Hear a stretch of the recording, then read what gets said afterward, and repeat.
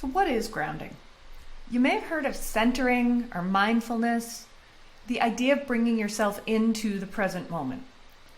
Grounding is a series of steps to try and ensure that you're in the here and the now. It's invisible to others. It can be done standing, sitting, lying down. And the steps are easy to remember, and it really can be done in any setting. This is as good a practice for school and work as it is for sport. So what are the actual steps for grounding? What I want you to think about is 6, 5, 4, 3, 2, 1. 6. You're going to take 6 box breaths. For a box breath, it's like you're breathing around the 4 equal length sides of a box with 6 counts. So you inhale for a 6 count. Breathe in, 1, 2, 3, 4, 5, 6. Hold your breath for that 6 count. Exhale for a 6 count, and then hold yourself empty for a 6 count before you take that next inhale. And repeat it 6 times. That's the 6. For the 5, you're going to just notice 5 things that you see around you. It can be anything. There's no right answer. It's simply putting you in the place that you are and connecting you with what's surrounding you. 4 things that you can touch. 3 things that you're hearing. 2 things that you can smell. And then 1 key word or short phrase. Keep it short, like 3 words kind of long. Now, what you choose here is where you're going to bring your conscious attention. You choose that key phrase so that it highlights the most important action, behavior, or choice you need to make for whatever's going to happen next. Now, before you start your practice, you use this process of grounding to separate yourself from everything else you do in the day. You use it to quiet your noisy brain, reduce the stress of all of the things you need to do that's weighing on you, and bring your attention to what you're about to do, practice, or perform. Your 1 in this case might be effort, or listen, or something else meaningful to you.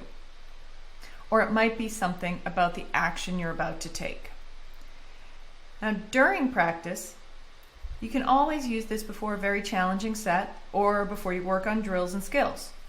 By settling your body and bringing the most important action word or words forward to the front of your brain, it's going to help you stay in the present moment and perform the process that you are going to need to execute in order to be successful. Now, there's always a lot more to any skill than a single word or single phrase. We both know that, right? But this is about bringing forward the action that's the critical feature for your overall success.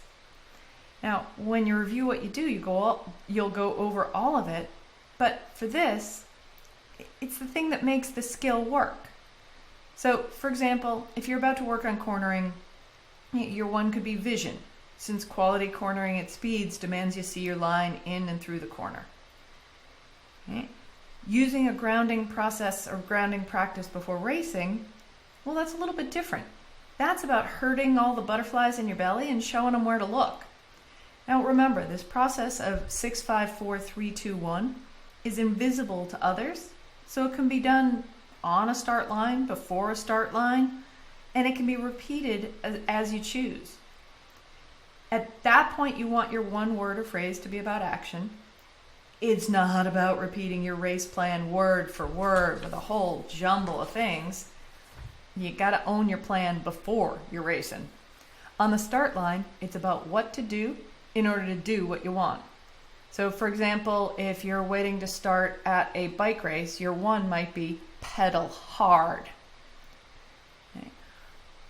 Before you move on, I want you to hit pause here and take yourself through this process wherever you are. Before you start, I want you to notice the noise in your brain and the tension in your body. After you finish, I want you to notice the same and see if it's any different. I'm going to bet it will be. All right, after you give that a go on to learn the next step that you can use to help promote a more engaged focus and flow, which is a key features practice.